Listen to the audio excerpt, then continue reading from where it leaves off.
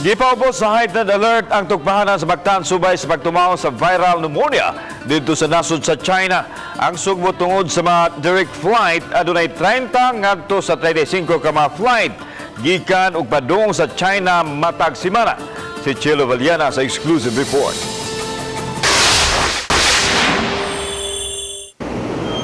Sa memo nga gipagawa sa Bureau of Quarantine sa miagi lang Sabado, giulagway sa ahensya ang viral pneumonia nga usa ka misteryosong balatian nga gideklarar na nga outbreak nga mitakboy sa ubay-ubay nga mga tao sa Central City sa Wuhan.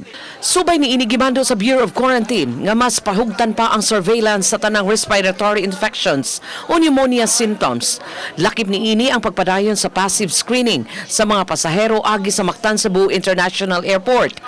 Gitataw hinuon ni Dr. Joycelyn Gonzalez, Airport Supervisor sa Bureau of Quarantine, sa Mactan nga padayon man ang ilang paggamit sa thermal scanner alang sa mga international passengers.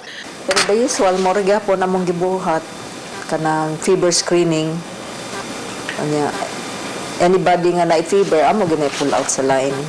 Iyang gihulagway nga susama sa severe acute respiratory syndrome kung SARS ang mga simptoma sa viral pneumonia. Apan sa samang higayon, wa pay finding kung asa gikan ang balatian o kung mutakod ba kini sa isig katao. Even the ordinary days nga way alert, anybody nga naihilan at amo ginang i-pull out niya. Kuha na mong history, kuha sa siya gikan. Gibanabana sa manager sa public affairs sa MCIA nga may 30 ngadto sa 35 ka direct flights gikan ug padung sa China matag semana.